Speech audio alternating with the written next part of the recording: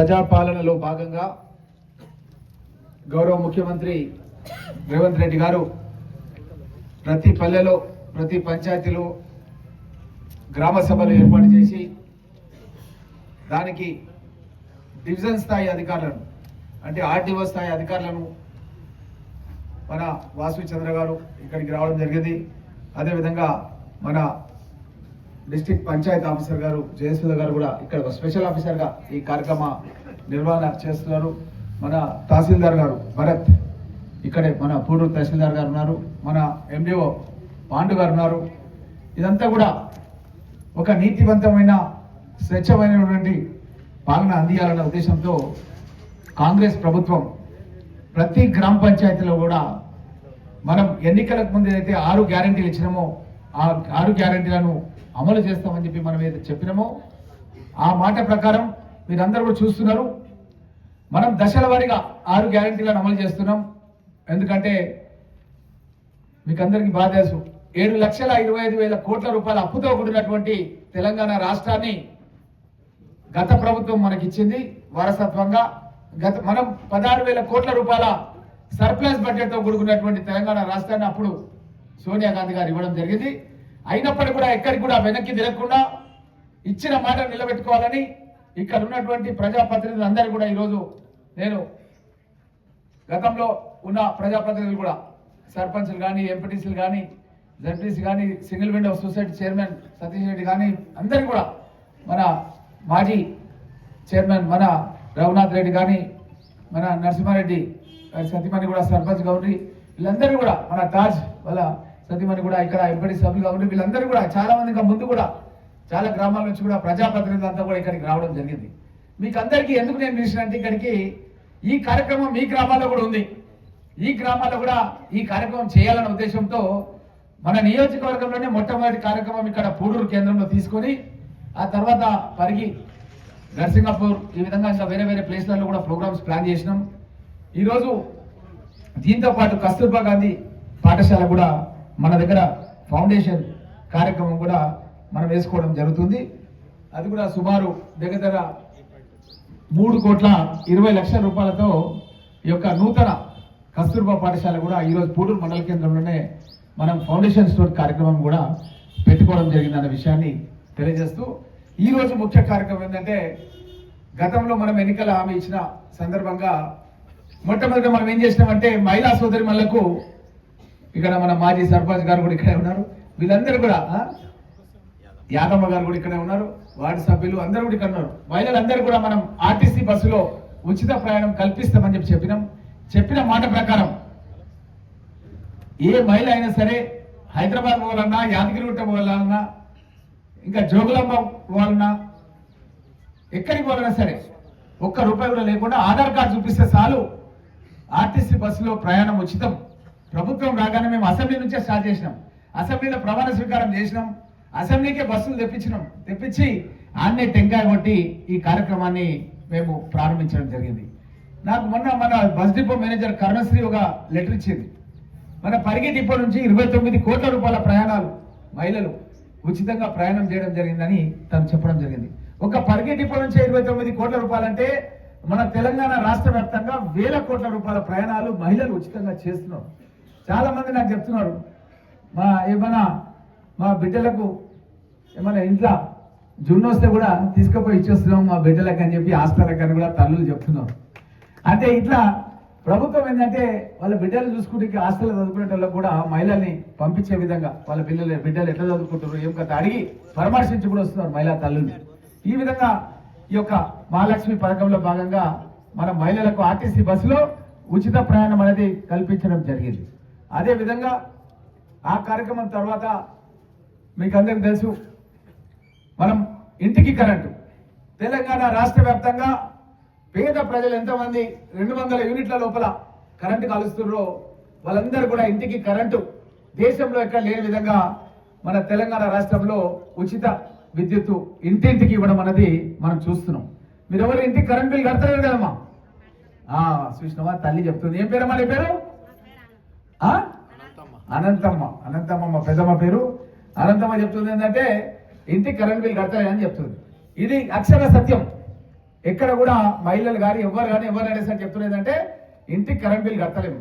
ఇంతకుముందు ఎట్లుంటుందంటే తాజ్ ఫోన్ చేస్తుండే, साहब लाइन में आया साहब कट कर दिया साहब घर में नहीं पूरे घर में गाला दे रहा साहब क्या करना साहब అని చెప్పి పొద్దుగా లేవనే తాజ్ ఫోన్ చేస్తుండే. అప్పుడు అటువంటి పరిస్థితులు ఉంటుండే. మన ముఖ్యమంత్రి ఏం చేసిందంటే ఎవరి కరెంట్ బిల్ కూడా కట్టేసేది లేదు. మనం మాట ఇచ్చినాం, మాట నిలబెట్టుకుంటాం. 200 యూనిట్ల వరకు కూడా కరెంట్ బిల్ కట్టేది లేదన్న విధంగా ఆదేశాలు ఇచ్చిండు. ఎక్కడ కూడా కరెంట్ బిల్ అనేది వసూలు అవుతుంది. గతంలో రాజశేఖర రెడ్డి గారు ముఖ్యమంత్రిగా ఉన్నప్పుడు మీకు అందరికీ తెలుసు, అప్పుడు 2004లో ప్రమాణ స్వీకారం జగన్ హుసేన్ గారు ఫైల్ తీసుకొచ్చి ఏం చెప్పిండంటే వ్యవసాయానికి ఉచిత కరెంట్ ఇస్తామని చెప్పిండు. వ్యవసాయం ఎన్ని ఎకరాలు చేయండి, ఎన్ని మోటార్లన్నా ఉండండి, మీకు అన్ని మోటార్లకు ఒక్క రూపాయి కూడా బిల్ వసూలు చేయకుండా కేవలం సర్వీస్ ఛార్జ్ కింద 10 రూపాయలు మాత్రం కట్టాలని చెప్పిండు. అది 21 సంవత్సరం అయిపోయింది. 22వ సంవత్సరంలో పడ్డాం మనం ఇప్పుడు. అప్పుడు 2004 నుంచి ఈ 22 ఏళ్ల నుంచి 10 రూపాయలు ఉండే, తర్వాత 20 రూపాయలు అయింది, ఇప్పుడు 30 రూపాయలు అయింది. అంతే. మనం కడుతున్నాం ఏంటంటే 30 రూపాయలు కడుతున్నాం.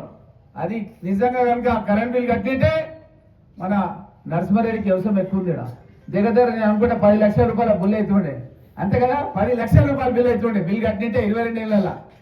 కాబట్టి అది ఎక్కడ కూడా కట్టమే లేదు. మనం అది కేవలం మనం సర్వీస్ ఛార్జ్ల కిందనే మనం చేయడం జరుగుతుంది. అదే విధంగా ఈ యొక్క కరెంటుదే కాకుండా మనం గత ప్రభుత్వం ఏదైతే మనకు రైతు బంధు అని చెప్పి వాళ్ళు 5,000 రూపాయలు ఇస్తున్నారు. ఎలక్షన్స్ దగ్గర ఉండే మనకు బడ్జెట్ సమావేశాలు ఉండే కాబట్టి అప్పుడు కూడా మనం మీకు అందరికీ తెలుసు, ఎంపీ ఎలక్షన్లకు ముందు మనం ఒకసారి రైతు బంధు వేసినాం. కొన్ని జాగాలో ఏ లేదని కూడా అవతల మాట్లాడుతారు. స్పష్టంగా ఇక్కడ ఉన్న వాళ్ళు మీరు నోర్లు తెరిచి మాట్లాడాలి. ప్రతి ఊర్లో కూడా ఎంపీ ఎలక్షన్ల ముంగల ప్రతి రైతుకు ఎకరకు మనము అప్పుడు 10,000 రూపాయలు ఉంటే 5,000 రూపాయలు మనం వాళ్ళ ఖాతాల పల వేసినాం. మీకు అందరికి తెలుసు. అది సీను కూడా తల ఊపుతున్నాడు, ఎందుకంటే ఆసాం చాలున్నాడు, సీనుకు ఉమ్మెతాలకు తల ఊపుతున్నాడు. కాబట్టి ఇవన్నీ కూడా మనం జమ చేసినాం. అదే కాకుండా మీకు అందరికి తెలుసు, కాంగ్రెస్ ప్రభుత్వం వచ్చిన తర్వాత ఏదైతే మాట ఇచ్చినామో ఆ మాట ఇచ్చిన కార్యక్రమంలో భాగంగా చాలా మంది చేయించుకోవాలన్నా, కిడ్నీ ఆపరేషన్ చేసుకోవాలన్నా భగవంతుడికి ప్రార్థన చేసే పరిస్థితులు ఉండే. దేవుడా మా ఇంట్లో ఎందుకు రోగం పుట్టిస్తుంది, మేము ఏడుకోవాలి, ఈ హాస్పిటల్కి పోవాలి, భూమి అమ్మాలన్నా, ఏం చేయాలి, ఏం కథ అని ఆలోచన చేసే రోజులు ఉంటుండే. దానికి మన గౌరవ ముఖ్యమంత్రి రేవంత్ రెడ్డి గారు 5 లక్షలు ఉన్నటువంటి రాజీవ్ ఆరోగ్యశ్రీ పథకాన్ని 10 లక్షల రూపాయల వరకు దాన్ని పెంచడం జరిగింది. 10 లక్షల రూపాయల వరకు ఏ కార్పొరేట్ హాస్పిటల్ అయినా సరే, అది అపోలో హాస్పిటల్ కావచ్చు, యశోద హాస్పిటల్ కావచ్చు, ఏ హాస్పిటల్ అయినా సరే, కేవలం మన ఒక చాలా మందికి నిమ్స్ హాస్పిటల్ కూడా దగ్గర నేను ఈ యొక్క వైద్య సేవల కింద ఒక 3-4 కోట్ల రూపాయలు వాళ్ళకి బిల్స్ లేకుండా నేను స్వయంగా నా దగ్గర గ్రామాల వారిగా జాబితా ఉంది. ఆ వచ్చిన చెక్కులను కూడా నేను స్థానిక నాయకుల ద్వారానే గ్రామాల్లో పంపించడం అనేది జరుగుతుంది. 3-4 కోట్ల రూపాయలకు సంబంధించినటువంటి వైద్యాన్ని గ్రామంలో ఉండే పేద ప్రజలకు కాంగ్రెస్ ప్రభుత్వం ద్వారా అందించడం జరిగిందన్న విషయాన్ని కూడా మీకు అందరికీ తెలియజేస్తూ, అవే కాకుండా చాలా మంది రైతు సోదరులు ఇక్కడ అప్పులు చేసి ఎప్పుడు రుణమాఫీ అవుతుందా అని ఎదురు చూస్తున్న సందర్భం ఉండే. ముఖ్యమంత్రి గారు చెప్పారు 15 ఆగస్టు కల్లా 2 లక్షల రూపాయల వరకు రుణమాఫీ చేస్తా అని చెప్పాడు. 15 ఆగస్టు కల్లా అన్న మాట ప్రకారం నేను గౌరవ ముఖ్యమంత్రి గారితో పాటు అమెరికాలో ఉన్నాను. నేను అమెరికా నుంచి ల్యాండ్ అయిన 14వ తారీఖు రోజు, 14వ తారీఖు రోజు ల్యాండ్ అయ్యి 15వ తారీఖు రోజు పనికి వచ్చిన, 15వ తారీఖు పనికి వచ్చి మన నియోజకవర్గానికి సుమారు 300 కోట్ల రూపాయలు రుణమాఫీ చేసినాం. ఈ 300 కోట్ల రూపాయల లోపల ఇది స్టాటిస్టిక్స్ మన నియోజకవర్గాల లోపల ఏ మండలానికి ఎన్ని డబ్బులు వచ్చినాయి అన్న దానికి మన పూడూరు మండలానికి 30,81 లక్షల రూపాయలు, 30,81 లక్షల రూపాయలు వచ్చినాయి. ఇది అయిన తర్వాత కూడా మహబూబ్ నగర్ మీటింగ్ లో ఇంకా కొంత అదనంగా 2,700 కోట్లు మంజూరున్నాయి. ఇంకా అది యాడ్ కాలేదు. దాంట్లో భాగంగా వస్తే దగ్గర మనకు 33 కోట్ల రూపాయల వరకు వస్తుంది. ఎందుకంటే సురేందర్ ఎప్పటికీ అడుగుతుండే, చాలా మంది గ్రామాలు అడుగుతారని మన అధ్యక్షుడు అడుగుతుండే. దాని గురించే ఈ స్టాటిస్టిక్స్ అన్ని కూడా తీసుకొచ్చిన. ఇవన్నీ కూడా మాఫ్ అయిపోయినాయి. ఇవన్నీ కూడా నా దగ్గర పుస్తకాల రూపంలో ఇక్కడ తీసుకొచ్చిన. నేను ఏం చెప్పినా సరే శిలా శాసనం లాగా సాక్ష్యాధారాలతో చెప్తా, కానీ వేరే వాళ్ళలాగా గాలి మాటలు చెప్పే మనిషిని కాదు. మన పూడూరు మండలంలో కూడా మీకు వివరంగా చెప్పదలుచుకున్నా.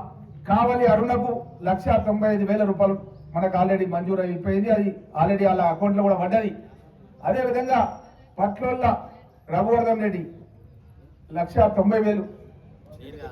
ఏమో మరి నువ్వేనేమో అని నాకు అన్నాను వస్తుంది, అంతేనా?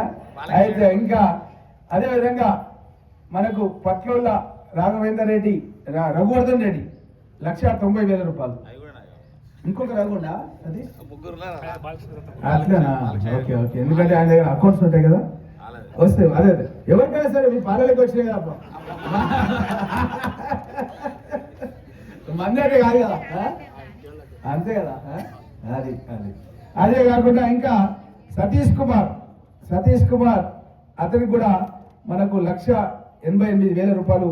సతీష్ కుమార్ పాండురాజ్ పండల్రాజ్ కరెక్ట్. ఆయనకు కూడా 1,88,000 రూపాయలు వచ్చినాయి. అదేవిధంగా చాకలి మహేందర్ కూడా 50,000 రూపాయలు మంజూరైనాయి.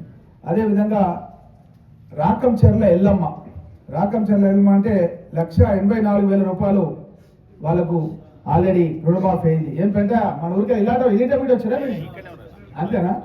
Okay okay right. అదేవిధంగా ఇంకా గోరెంక మల్లయ్య తనకు కూడా 1,80,000 రూపాయలు వచ్చినాయి.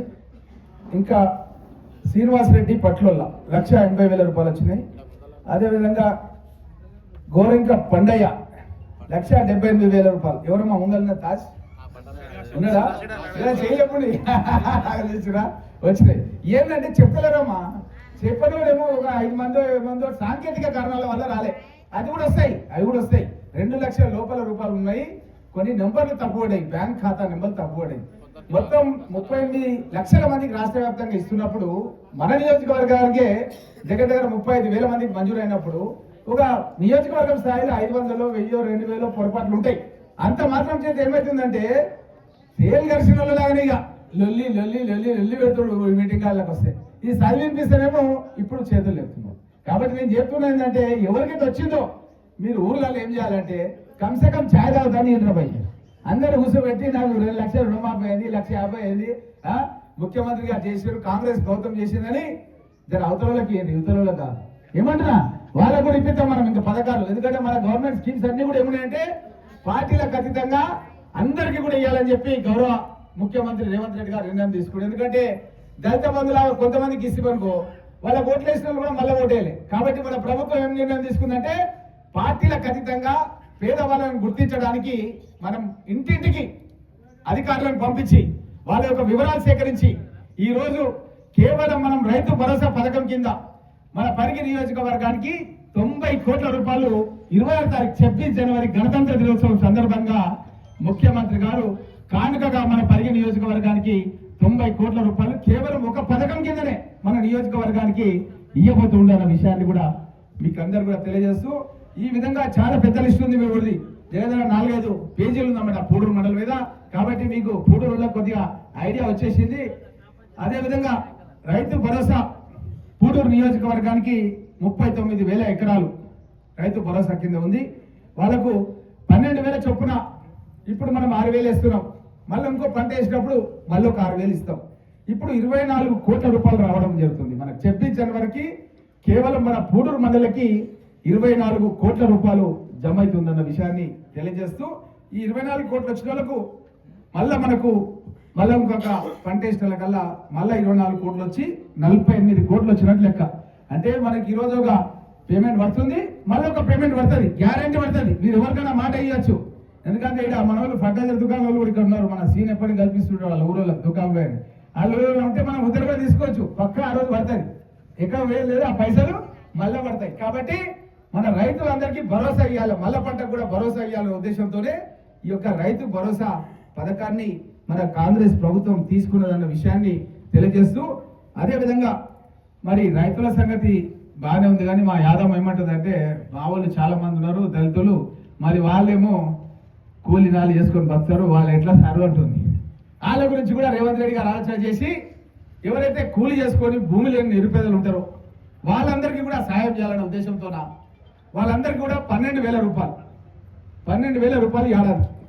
ఇప్పుడు 6,000, మళ్ళీ పంట వేసుకునేటప్పుడు మళ్ళీ ఒక 6,000, అంటే 6 నెలలకు ఒకసారి 6,000 చొప్పున 12,000 రూపాయలు ఎవరైతే పేదవాళ్ళు భూమి లేకుండా ఉండి మన ప్రభుత్వం తీసుకొచ్చినటువంటి ఉపాధి హామీ పని చేస్తుంటారు. మన ఫీల్డ్ అసిస్టెంట్లు ఉన్నారా అమ్మాయి? ఉన్నారు, చాలా మంది ఉన్నారు మన ఫీల్డ్ అసిస్టెంట్లు. వాళ్ళ దగ్గర ఎవరైతే పని చేస్తుంటారో వాళ్ళందరూ ఏం చేసిందంటే 20 రోజులన్నా పని చేసిన వాళ్ళు, మినిమం 20, ఇంకా ఎక్కువ చేస్తే ఇంకా మంచిదే, కనీసం మాత్రం 20 రోజులన్నా చేసిన వాళ్ళు ఎవరైతే ఉంటారో వాళ్ళ జాబితా అంతా ప్రభుత్వానికి పంపించారు.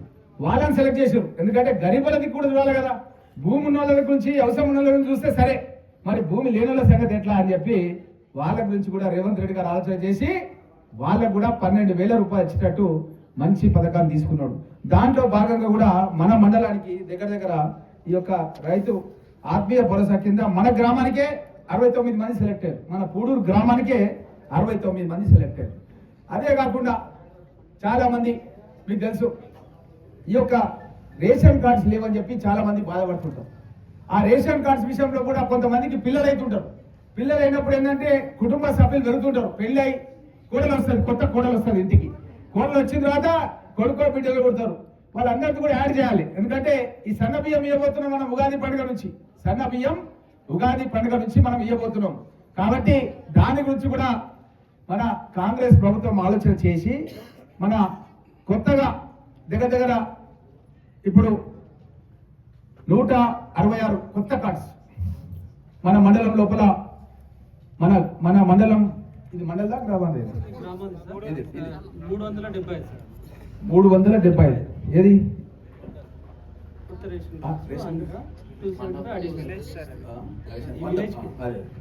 కొత్త రేషన్ కార్డ్స్ మన గ్రామానికి 100 రేషన్ కార్డ్స్ వచ్చినాయని మన తహసీల్దార్ సాబ్ చెప్తున్నాడు. మన పూడూరు గ్రామానికే, ఇది ఎక్కువ కాదు. గతం లోపల మనకు ఆల్రెడీ 275 కొత్తగా మీరు పథకాలు పంపించారు. అవన్నీ కూడా ప్రభుత్వం దాన్ని మంజూరు చేయబోతుంది తొందరలోనే అన్న విషయాన్ని కూడా తెలియజేస్తూ, అదేవిధంగా ఇందిరమ్మ ఇండ్ల విషయంలో కూడా మీకు అందరికీ తెలుసు.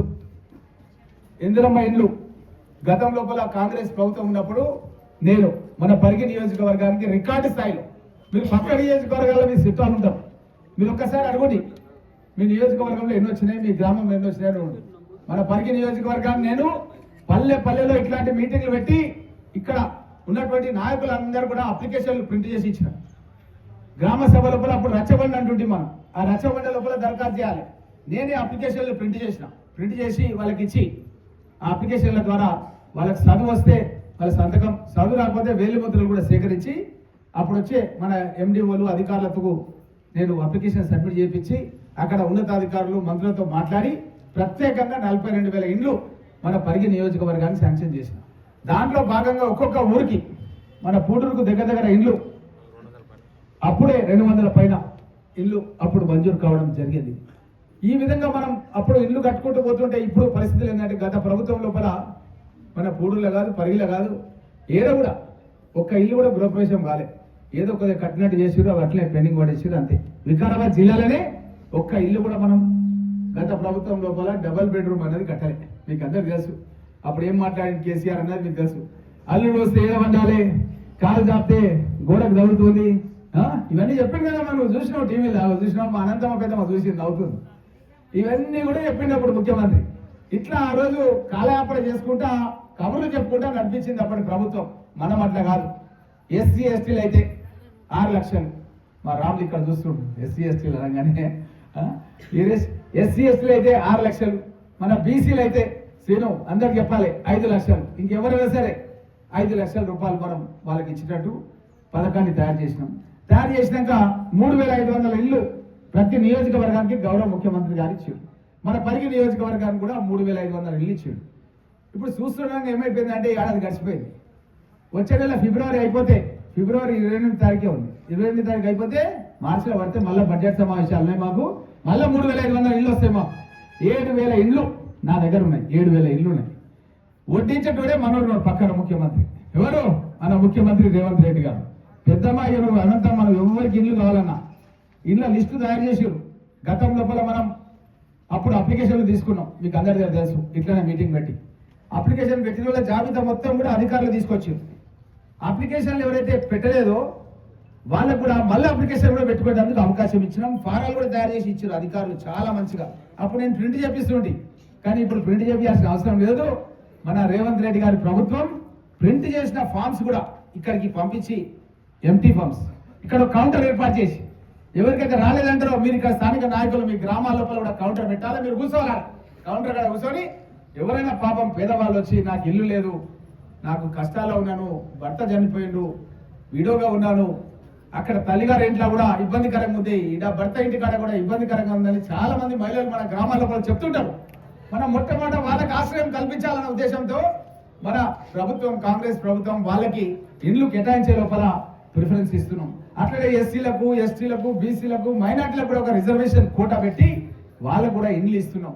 ఈ విధంగా 80% ఇళ్ళని ట్రాన్స్పరెంట్ గా ఎవరి సిఫారసు లేకుండా గ్రామంలో ఎవరు పేదవాళ్ళు అనేది దగ్గర 15-20 పేజీలు ఇంటింటికి వచ్చి రాసుకపోయారు అధికారులు. మీరందరూ కూడా ఉన్నారు, రాపించారు మీరు ఊళ్ళలో. ఏం రాళ్ళు రాపించారు కదా.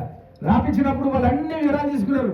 ఎట్లయితే మనం స్కానింగ్ చేస్తారు కదా, మనది ఎక్స్రే తీస్తే మన కడుపులో ఉన్నాయని బయటకు వస్తాయి కదా, వాళ్ళు కూడా అదే పని చేశారు. ఎక్స్రే తీయలేదు కానీ అదే పని చేశారు. మన దగ్గర ఉన్న వివరాలన్నీ కూడా ప్రభుత్వం దగ్గరకు వచ్చేసినాయి. మనకి ఇల్లు ఉందా, ఇల్లు లేదా, మనకు భూమి ఉందా, భూమి లేదా, మొత్తం మన కారు ఉందా లేదా, మోటార్ సైకిల్ ఉందా లేదా, మొత్తం వచ్చేసింది. ఇప్పుడు అత్యంత పేదవాళ్ళ యొక్క జాబితా 360 డిగ్రీ సాఫ్ట్వేర్ అని ఒక సాఫ్ట్వేర్ దాంట్లో లోడ్ చేస్తే మొత్తం నీళ్లు పాలు అంటారు కదా, అలగలగా అయిపోతున్నాయి అనమాట. కాబట్టి అదే ఆటోమేటిక్గా గుర్తించి పార్టీలకు అడ్డంగా పేదవాళ్ళందరూ కూడా ఇండ్లు ఇవ్వాలన్న ఉద్దేశంతో కాంగ్రెస్ ప్రభుత్వం ఈ యొక్క ఇండ్లను కానీ పథకాలను కానీ అన్నింటి కూడా ఆ విధంగా ఇస్తున్నారు. ఇచ్చినాక కూడా ఎక్కడెక్కడ ఇన్ని లక్షల మందికి, ఇన్ని కోట్ల మందికి ఇస్తున్నప్పుడు అక్కడక్కడ పొరపాట్లు అయితే కూడా సర్ది చెప్పడానికి ఏం చేసిందంటే ముఖ్యమంత్రి గారు మాకు కూడా ఓ 20% కోటా పెట్టాడు. 20% కోటా పెట్టాడు. ఈ 80% మొత్తం మెరిట్. ఇది అయిన తర్వాత మన అక్కడక్కడ పొరపాట్లు ఉంటే అది సదరానికి ఎవరైనా గరీబులకు రాకపోయా మన వాళ్ళు ఇందిరమ్మ కమిటీ సభ్యులు చెప్తాం, సార్ వీళ్ళు చాలా పేదోళ్ళు, మిస్ అయిపోయింది కంప్యూటర్లు అంటారు. మళ్ళీ మనం అప్లికేషన్ తీసుకుంటున్నాం. మేడం తీసుకున్నాక దాని జాబితాలు పెడతాం. పెట్టిన తర్వాత వాళ్ళకు కూడా మనం ఇవ్వడం అనేది జరుగుతుంది. కాబట్టి ఎక్కడ కూడా ఇక్కడ ఉన్నటువంటి కాంగ్రెస్ పార్టీ నాయకులకు, కార్యకర్తలకు, ప్రజాప్రతినిధులకు చెప్తున్నాను, మన ప్రభుత్వం చేసే కార్యక్రమాలను మనం ముందుకు తీసుకెళ్ళాలి. అధికారులు మనకు దశ దిశ గైడ్ లైన్స్ రూల్స్ అని చెప్తారు, కానీ అందరికీ వచ్చి అన్ని ఊర్లలో వాళ్ళు చెప్పాలంటే వీలు కాదు. మనమే చెప్పాలి, మన పథకాల గురించి మనమే చెప్పాలి. కాబట్టి మీరు ప్రతి ఊర్లో కూడా ఇట్లాంటి సమావేశాలు ఉంటాయి. మీరు కూడా దానికి సంబంధించిన ఇన్ఫర్మేషన్ ఇందిరమ్మ కమిటీ సభ్యులు, స్థానిక ప్రజాప్రతినిధులు మీరు కూడా మాట్లాడి అన్ని పథకాల పైన వారికి అవగాహన కల్పించాల్సినటువంటి బాధ్యత మన పైన ఉంది అన్న విషయాన్ని మీకు అందరు కూడా తెలియజేస్తూ, ఈ ఇళ్ల నిర్మాణంలో కూడా ఫస్ట్ బేస్మెంట్కు, తర్వాత మళ్ళీ లింటర్ లెవెల్కు, మళ్ళీ చెత్తకు, ఇట్లా ఒక 3 సార్లు ఇన్స్టాల్మెంట్లల్లో పైసలు ఇవ్వడం జరుగుతుంది. నేను స్థానిక అధికారులకు చెప్పి మీకు ఎక్కడైనా ఇసుక కావాలన్నా ఇంకేమన్నా, ఇప్పుడు సిమెంట్ ధరలు కూడా తక్కువనేయంట నాకు చెప్పారు మొన్న. కానీ నాకు మెడికల్ కాలేజ్ మీకు తెలుసు కదా, కాలేజ్ కడుతున్నా ఆయన వచ్చి చెప్తున్నాడు, సార్ ఇప్పుడే కట్టేసి బిల్డింగ్లని, ఇప్పుడు సిమెంట్ ధర తక్కువ ఉంది, స్టీల్ ధర కూడా తక్కువ ఉంది అని చెప్తున్నాడు. కాబట్టి మన ప్రభుత్వం కూడా రైట్ టైంలో ఈ పథకాలను లాంచ్ చేసింది. మీకు స్టీల్ ఫ్యాక్టరీలకు ఎవరికైనా చెప్పమంటే చెప్తాం, మన దగ్గర మస్తు స్టీల్ ఫ్యాక్టరీలు ఉన్నాయి. కాబట్టి ఊర్లో అందరు కలిసి మీకు ఎంత స్టీల్ లెక్క అవుతుందో గ్రామ కమిటీ లెక్క తయారు చేసి నాకు ఏంటి ఇస్తే వాళ్ళకి చెప్పేసి స్టీల్ కూడా మార్కెట్ ధర కంటే తక్కువ ధరకు మీకు స్టీల్ వచ్చినట్టు కూడా చేస్తారన్న విషయాన్ని కూడా మీకు అందరు కూడా తెలియజేస్తూ, ఈ విధంగా ప్రతి పథకం కూడా మీరు గమనిస్తున్నారు. ప్రతి పేదవాడి అవసరాలకు, వాళ్ళ యొక్క నిత్య జీవితం లోపల అవసరాలకు మన కాంగ్రెస్ ప్రభుత్వం పథకాలు తయారు చేసింది.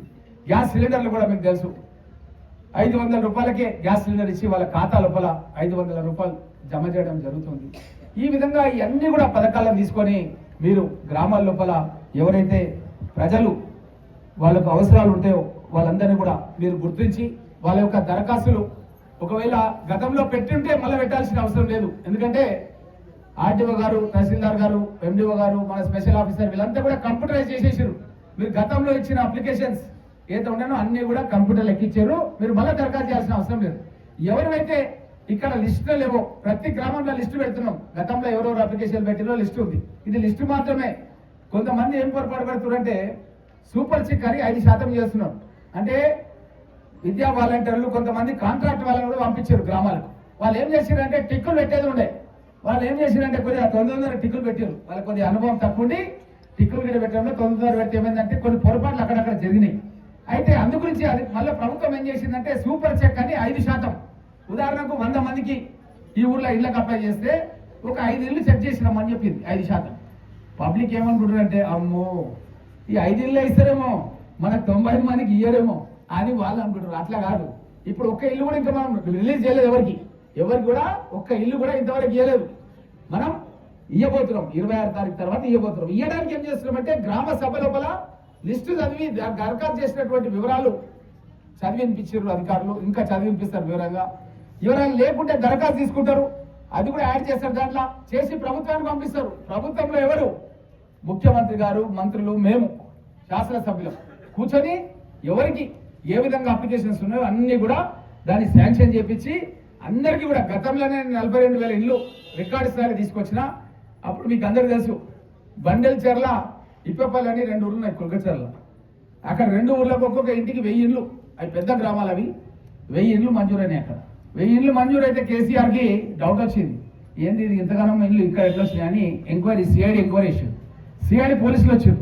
ఆడ చూస్తే ఏంటంటే చాలా ఇండ్లు కలిసి కట్టుకున్నారు అనమాట. అన్నదమ్ములు గోడలు గిట అన్ని కూడా కలిసి కట్టుకున్నారు, కానీ దాంట్లో ఏం పొరపాటు లేదు. సో అవన్నీ కూడా రాసి రిపోర్ట్ సబ్మిట్ చేస్తే అది పక్కన పడేసారు. కాబట్టి ఇప్పుడు కూడా నేను ఏం చెప్తున్నా అంటే ఇక్కడ ఉన్నటువంటి కాంగ్రెస్ పార్టీ నాయకులు, కార్యకర్తలు మీరు ఇది బాధ్యతగా తీసుకోవాలి.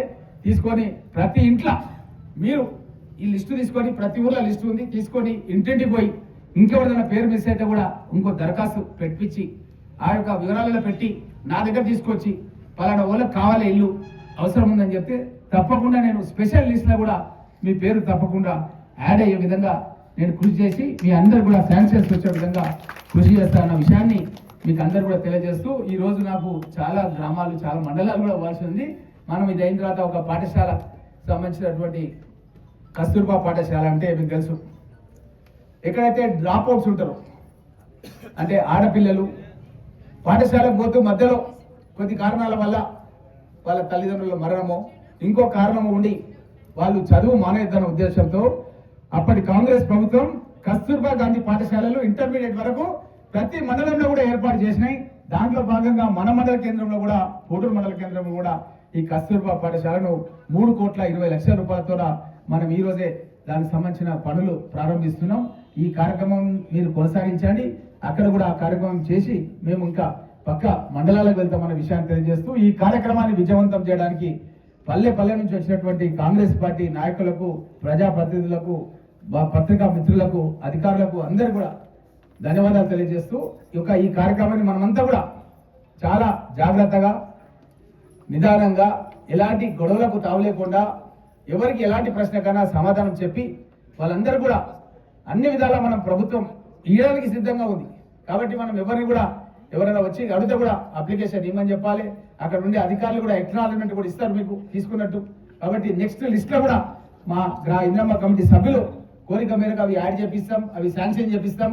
కాబట్టి మీరెవరు కూడా ఎక్కడ కూడా భయపడకుండా నిర్భయంగా, ఇంతగానం డబ్బు మన దేశానికి స్వాతంత్రం వచ్చినప్పటి నుంచి ఇప్పటి వరకు ఎప్పుడు రాలేదు.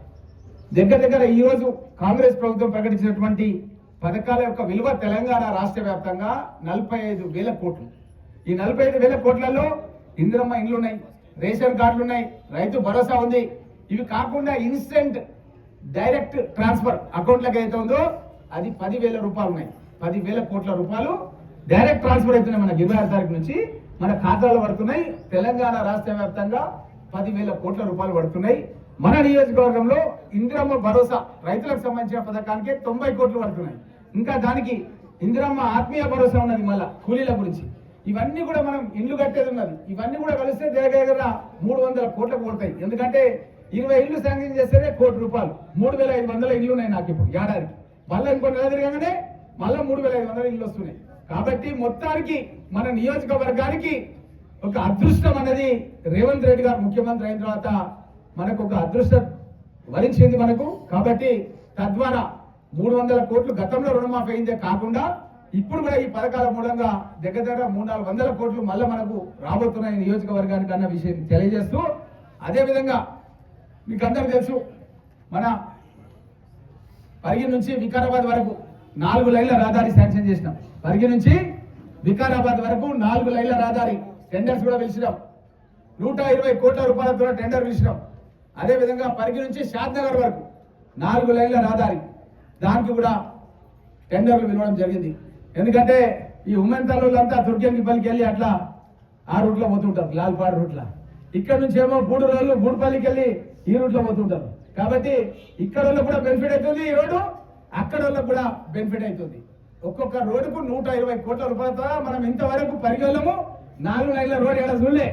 కొద్ది రోజుల ఇక 2-3 నెలల్లోనే 4 లైన్ల రోడ్డు కూడా చూడబోతున్నాం అన్న విషయాన్ని కూడా తెలియజేస్తూ, ఇదే కాకుండా ఇంకా జర ముందుకు పోయి మన గడ్సింగాపూర్ పరిగి దాటగానే ఉంటుంది, ఆడికెళ్ళి రంగారెడ్డిపల్లి వరకు కూడా 100 కోట్లతోన 100 కోట్లతోన అది కూడా సింగిల్ రోడ్ ఉండే డబల్ రోడ్ చేస్తున్నాం. దాని పనులు కూడా టెండర్లు పిలవడం జరిగింది. ఈ యొక్క 3 పనుల గురించి 340 కోట్ల రూపాయల టెండర్లు పిలిచినాం. పరిగి హాస్పిటల్కు 26 కోట్ల రూపాయలు పెట్టి టెండర్ పిలిచినాం. పరిగి టౌన్ లోపల కూడా దగ్గర 50 కోట్ల రూపాయలతో రోడ్లు కానీ అదేవిధంగా పరిపాలనా భవనం కానీ 50 కోట్ల రూపాయలతో శాంక్షన్ చేసి ఫౌండేషన్ వేసి గౌరవ మంత్రులను కూడా సీతక్క గారిని, పంచాయతీరాజ్ శాఖ మంత్రి గారిని, వ్యవసాయ శాఖ మంత్రి తుమ్మల నాగేశ్వరరావు గారిని, ఎందుకంటే రుణమాఫీ ఆయన డిపార్ట్మెంట్ నుంచి అయింది కాబట్టి ఆయనే తీసుకొచ్చి మీటింగ్ పెట్టి మనం పరిగి లోపల మంచి కార్యక్రమాన్ని చేసుకోవడం అన్నది మీరందరూ కూడా చూసిర్రు. మన వెనుకనే మన పూడూరు గ్రామానికి వెనుకనే 3000 కోట్ల రూపాయలకు సంబంధించినటువంటి నేవీ రాడార్ స్టేషన్ సంబంధించిన పనులు కూడా మనం ప్రారంభం చేసుకున్నాం. దాని పనులు కూడా శరవేగంగా అక్కడ పనులు జరుగుతున్నాయి. ఒక 3000 మందికి ఉద్యోగాలు రాబోతున్నాయి. అక్కడ ఒక BHEL, BDL, ఆర్డినెన్స్ ఫ్యాక్టరీ లాగా క్వార్టర్స్ కూడా నిర్మాణం చేసి అక్కడ ఒక మంచి హాస్పిటల్ కట్టి, మంచి స్కూల్ కట్టి, నేవల్ స్కూల్ కట్టి దాంట్లో కూడా మనకు 15% కోటా ఉండే విధంగా దాంట్లో ప్రభుత్వం నిర్ణయించింది. మనకు కూడా దాంట్లో కోటా ఉంటుంది. దేవాలయాన్ని కూడా అన్ని రంగాల్లో కూడా అభివృద్ధి చేసి మన రామలింగేశ్వర స్వామి దేవాలయాన్ని కూడా అన్ని రంగాల్లో కూడా అభివృద్ధి చేయడానికి మన డిపార్ట్మెంట్ ఆఫ్ నేవీ వాళ్ళు డబ్బులు కేటాయించడం జరుగుతుంది. రోడ్స్ కూడా వాళ్ళ సొంత డబ్బుతో దానికి సంబంధించిన రోడ్లు మన పూడూరు నుంచి మన మెయిన్ రోడ్ వరకు వాళ్ళు ఒక గేట్ పెట్టుకుంటున్నారు. అదేవిధంగా గుడిపల్లి కూడా గేట్ పెట్టుకుంటున్నారు. ఆ రోడ్డు వాళ్ళే వేస్తున్నారు. ఈ రోడ్డు కూడా వాళ్ళే వేస్తున్నారు. మహావీర్ కాలేజ్ నుంచి కూడా ఒక రోడ్ వేస్తున్నారు. ఈ 3 రోడ్లకి నేవీ వాళ్ళ సొంత డబ్బుతోన రోడ్లు వేసే కార్యక్రమం కూడా చేస్తున్నారు. నేను వినూత్నంగా ప్రజా సమస్యల పరిష్కారానికి అనునిత్యం ప్రజలతో ఉండాలని నేను ఒక టెలికాలర్ని అపాయింట్ చేసుకొని ఆ కాలర్ నెంబర్ మీకు ఇస్తున్నా. ఎందుకంటే రోజు 100,000 మంది వస్తున్నారు. ఉదయం నేను బ్రష్ చేసుకోకముందే వచ్చేసి రాత్రి మన మైనార్టీ సోదరులై దావత్లు ఉంటాయి, చాలా దావత్లు లేట్గా వస్తారు పెళ్లికొండలు. ఐసీ అదేనా తాజ్ సో 11-12 బజే వస్తారనమాట వాళ్ళు. ఇక వాళ్ళందరూ కలిసి ఇక ఫోన్లు చేస్తుంటారు. మా అధ్యక్షుడు ఇక్కడ మన ఫంక్షన్ హాల్ ఏంది జేకే, మన అధ్యక్షుడు ఫోన్ చేస్తాడు, జేకే ఫంక్షన్ హాల్ కాడ పెళ్లి ఉంది సార్ అంటాడు. ఇక మనం అటెండ్ చేసి నాకు ఇంటికి పోయి పడుకోవడానికల్లా 2 గంటలు అవుతుంది రాత్రి పూట. ఇక కొంతమంది పొద్దుగాలు వస్తే వాళ్ళకి టైం చాలా వేస్ట్ అవుతుందని నేనేం చేసిన అంటే ఒక ఉపాయం చేసిన, ఒక నెంబర్ ఇస్తున్నాను మీకు అందరికి. ఈ నెంబర్లు ఏం చేసిన అంటే ఒక మనిషి పొద్దుగాల 10 గంటల నుంచి సాయంత్రం 5 గంటల వరకే. ఎందుకంటే 5 దాటిందనుకో మనోళ్ళు కొంతమంది ఇక వేరే నిమిషాలు ఉంటారు, అర్థమైంది కదా. ఇక వాళ్ళు ఫోన్ కట్ చేయరు, మనం కట్ చేస్తే కట్ కాదు, అర్థమైంది కదా. అందు గురించి ఏం చేస్తారంటే ఈ కాల్ రికార్డ్ అయిపోతుంది. ఇక మీరు ఏం మాట్లాడుతున్నారో రికార్డ్ అవుతుంది. ఎక్కువసార్లు అట్లా గిట్ట మాట్లాడారనుకో మళ్ళీ ఆ ఫోన్ రాదు కదా, ఏం కాదు కానీ అట్లా దానికి సెట్టింగ్ చేసినాం. మీకు నెంబర్ ఇస్తున్నా. ఇది ముఖ్యంగా ఎవరికి ఉపయోగం అంటే కొంతమంది ఉద్యోగస్తులు ఉంటారు, కొంతమంది టీచర్స్ ఉంటారు, కొంతమంది విద్యార్థులు ఉంటారు, కొంతమంది పనుల ఒత్తిడి మూలంగా వాళ్ళు బిజీ ఉంటారు. వాళ్ళు మన ఇంటికి రావాల్సిన అవసరం లేదు, ఖాళీ నాకు ఫోన్ చేస్తే చాలు, నా మనిషి ఫోన్ లేపుతాడు. ఆ సమస్య నాకు నా యొక్క బృందం ఉంటుంది, నా పిఏలు బృందం ఉంటుంది, వాళ్ళు వెంటనే దానిపైన పనిచేసి కొన్ని వేల సమస్యల్ని పరిష్కారం చేసినాం. దాంట్లో భాగంగా మాకు వచ్చిన మొట్టమొదటి సమస్యల యొక్క నిఘంటు ఏంటంటే ట్రాన్స్పోర్టేషన్ ప్రాబ్లం. ట్రాన్స్పోర్టేషన్ అంటే ఏంటంటే మీకు తెలిసి మనం ఆర్టీసీ బస్సుల్లో ఉచిత ప్రయాణం ఇచ్చినాక ఏమైందంటే మన మహిళా సోదరుమణులు బస్సులలో ప్రయాణం ఎక్కువైంది, అయింది కదా మనంతమ్మా. ఇక వీళ్ళది ఎక్కువైనాక ఏమైందంటే కొంతమంది టికెట్ తీసుకొని పోదామని వస్తున్నారు. కొంతమంది వచ్చిన వాళ్ళకి ప్రాబ్లం ఏమవుతుందంటే వాళ్ళకి కూడా సీట్లు లేవు, టికెట్ కొందామంటే కూడా సీట్ లేదు, వాళ్ళు బాధపడుతున్నారు. కొంతమంది జెంట్స్ కూడా ప్రయాణం చేయాలంటే బాధపడుతున్నారు. నేను వెంటనే ఏం చేసిన ఈ సమస్యను గుర్తించి ఆ రిపోర్ట్ నాకు ఆటోమేటిక్ జనరేట్ అయ్యి వస్తుంది అనమాట.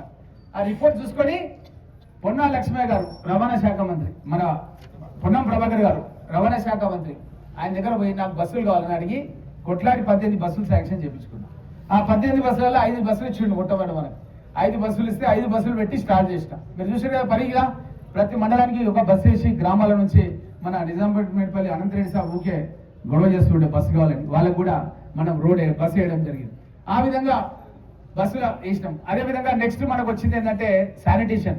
శానిటేషన్ అంటే అది ఇంటికి సంబంధించిన శానిటేషన్ కావచ్చు, మన గ్రామానికి సంబంధించిన శానిటేషన్ కావచ్చు, మన మున్సిపల్ లిమిట్స్లలో కూడా కొన్ని సులభ టాయిలెట్స్ లాంటివి కట్టాల్సిన అవసరం ఉండొచ్చు. ఇలాంటివన్నీ కూడా వచ్చినాయి.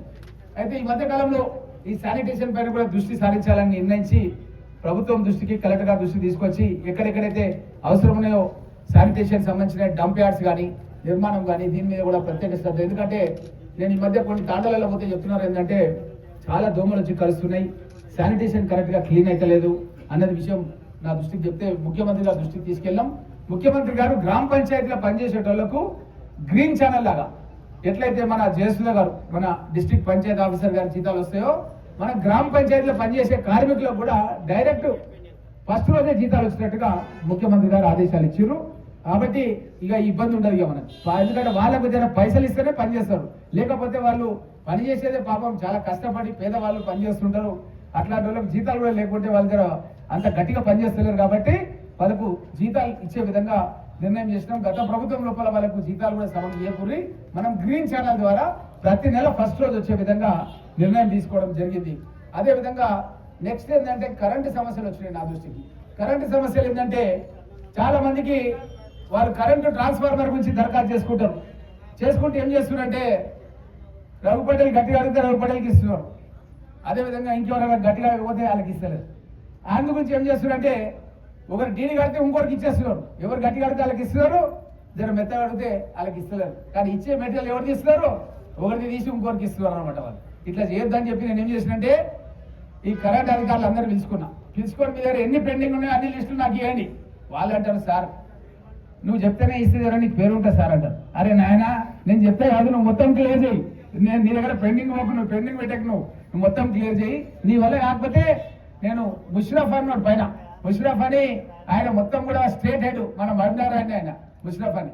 ఇప్పుడు గంటెడు మంది మన మహబూబ్నగర్ కూడా తెలుసు కదా, 2 గంటలు అక్కడే ఉన్నాయి. ఆయన స్థానికుడు అక్కడ, ఆయన మొత్తం రాష్ట్రానికి ఆయన హెడ్. ఇప్పుడు ఆయన దగ్గర పోయి శాంక్షన్ చేపించుకుంటా అని చెప్పి అన్ని కూడా క్లియర్ చేసినాం. ఇంకెక్కడైనా ఉంటే కూడా నా దృష్టికి తీసుకురండి తప్పకుండా. ఎందుకంటే కరెంట్ లేని మనం ఈరోజు ఒక క్షణం కూడా ఉండలేని పరిస్థితి ఉన్నది. వ్యవసాయం చేయలేం, ఇంటికాడ ఉండలేం, ఎక్కడ కూడా పోలేం. ఇప్పుడు బండ్లు కూడా కరెంట్తో స్టార్ట్ అయ్యి వచ్చినాయి. మన శ్రీనివాస్ రెడ్డి సార్ కొన్నాడు బండి, అది కరెంట్తోనే నడుస్తుంది అనుకుంటా, నాతోనే స్టార్ట్ చేయించింది పరిగిల. ఇట్లా వచ్చినాయి ఇప్పుడు. కాబట్టి కరెంట్ అనేది మనకు చాలా అవసరం. పెట్రోల్ లేకుండా కరెంట్ ఛార్జింగ్ చేసి కారు మీద పోయే రోడ్లు వచ్చినాయి ఇప్పుడు మనం. ఆడైతే అమెరికాలో నేను, ముఖ్యమంత్రి గారు, శ్రీధర్ బాబు గారు మన ఇన్ఛార్జ్ ముగ్గురం డ్రైవర్ లేని కార్లో పోయినాం. డ్రైవర్ లేడు కదా, డ్రైవర్ సీట్ పక్కన ముఖ్యమంత్రి కూర్చున్నాడు, మేము ఇద్దరం వెనుక కూర్చున్నాం. అది ఆటోమేటిక్గా 20 కిలోమీటర్లు వెళ్ళిపోతుంది. కొంతమంది అయితే బుగులు పడతారు, ఆయన ఇది పోయినా గుద్దుతా ఏం రానైనా డ్రైవర్ లేడు ఏం లేదు. దానికి మొత్తం సెట్టింగ్ చేసేసి రాదు ఎట్లా పోవాలంటే. బండ్లు ఆపోజిట్ వస్తున్నాయి, వచ్చే బండ్లు వెళ్ళిపోతున్నాయి. ఈ బండి ఏడికి పోవాలని అట్లా వెళ్ళిపోతూనే ఉంది. 20 కిలోమీటర్లు శాన్ ఫ్రాన్సిస్కో నగరంలో మేము ప్రయాణం చేసినాం. ఇట్లా టెక్నాలజీ అనేది పెరిగిపోతుంది, డే బై డే పెరిగిపోతుంది. మన దగ్గర కూడా సోలార్ ప్రాజెక్ట్స్ ఉన్నాయి, విండ్ ప్రాజెక్ట్స్ ఉన్నాయి, ఎన్నో ప్రాజెక్ట్స్ వస్తున్నాయి. మన ప్రాంతాన్ని కూడా బాగా అభివృద్ధి చేయాలని మన అప్పా జంక్షన్ నుంచి మన్నెగూడ వరకు 4 లైన్ల రోడ్డు, దానికి సంబంధించిన పనులు కూడా మన చేవెళ్ళ శాసనసభ్యుడు యాదవ్ గారు తీసుకొని మేమంతా కూడా కలిసి ఆ రోజు మన అధ్యక్షుడు సురేందర్ ముదిరాజు, శ్రీనివాస్ రెడ్డి అందరూ కూడా కలిసి ఆ రోజు మేము మొత్తం పనులు స్టార్ట్ చేయించి వచ్చినాం. మొత్తం పనులు స్టార్ట్ అయినాయి. మొయినాబాద్ దగ్గర బైపాస్ దగ్గర వర్క్ స్టార్ట్ అయింది. ఎక్కడైతే సెట్ బ్యాక్స్ ఉన్నాయో అక్కడ వర్క్ స్టార్ట్ అయింది. మెయిన్ రోడ్ మీద కూడా తొందరలోనే వర్క్ స్టార్ట్ కాబోతుంది.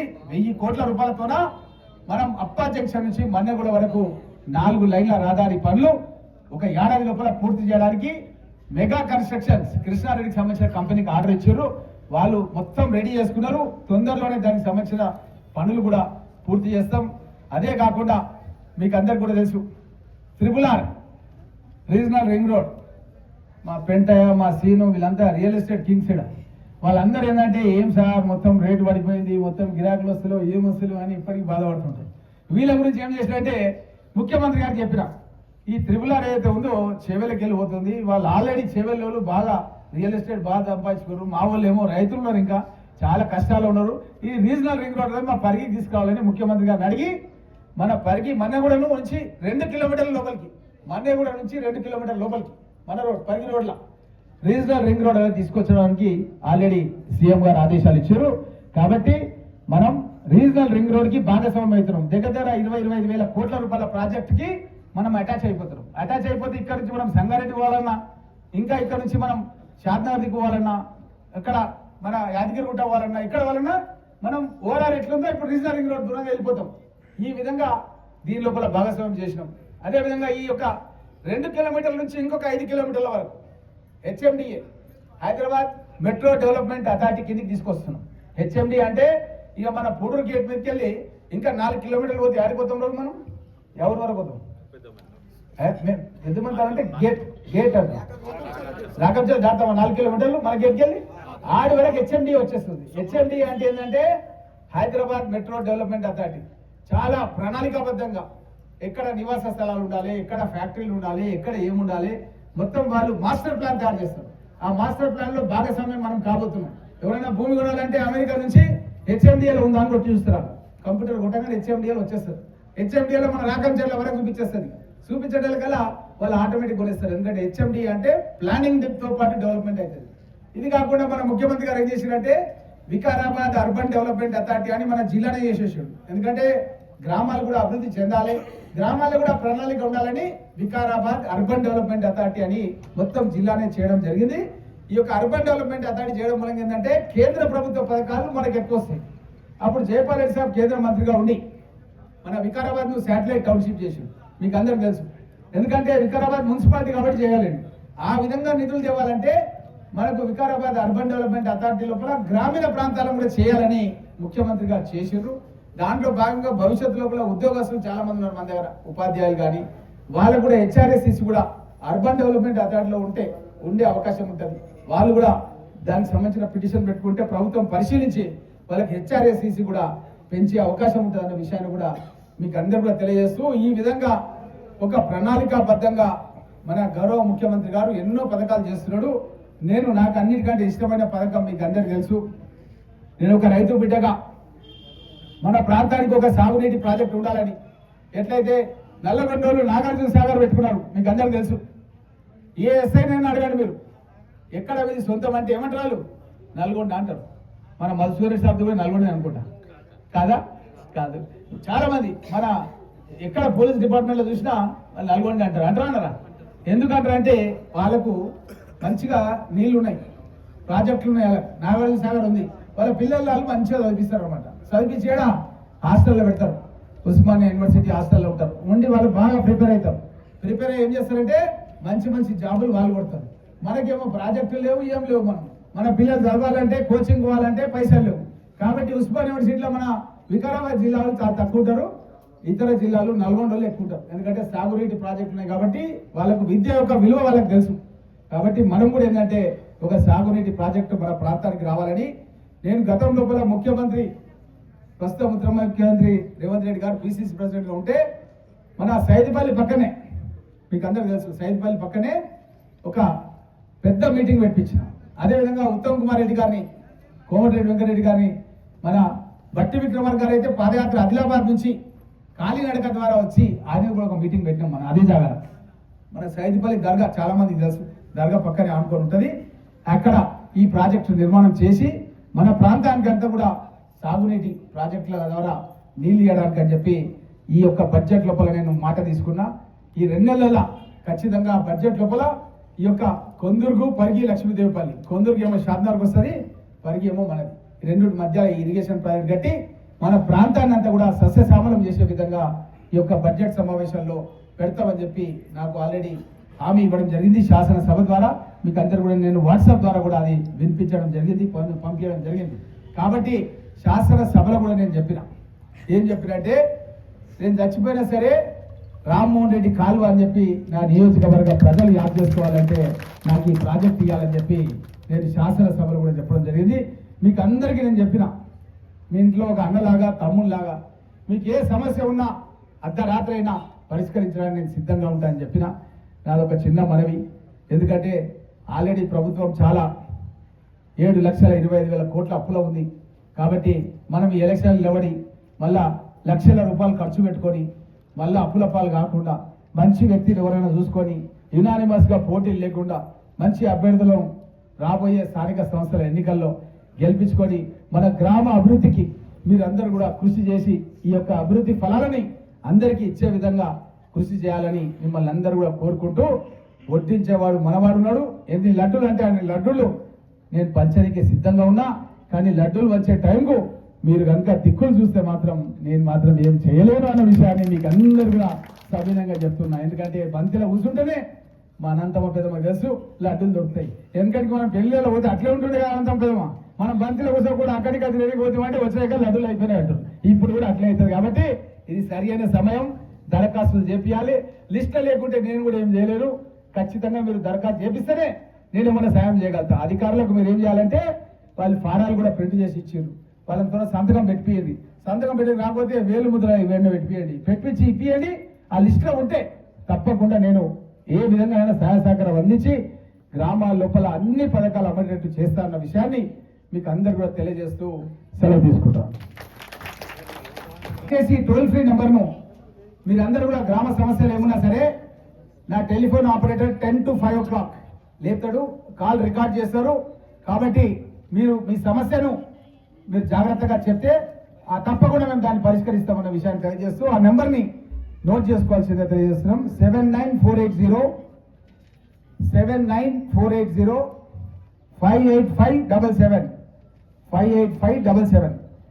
మళ్ళీ ఒకసారి చెప్తున్నా 79485857. మీకు తెలుసు కదా 77 మన లాస్ట్ నెంబర్. కాబట్టి దాన్ని కూడా 77 చెప్తాం. భాస్కర్ జర ఊళ్ళందరూ కూడా మన ఊళ్ళో చెప్పాలి. ఏమున్నా ఫోన్ చేయాలి. సార్ అసెంబ్లీలో ఉంటే డిస్టర్బ్ చేయదు. ఫోన్ చేస్తే ఆటోమేటిక్గా సార్ తెలిసిపోతుంది అని చెప్పాలి. ఓకేమ్మా? అందరు రాసుకోరా? మరొకసారి చెప్పాలమ్మా. రాసుకో. ఓకే.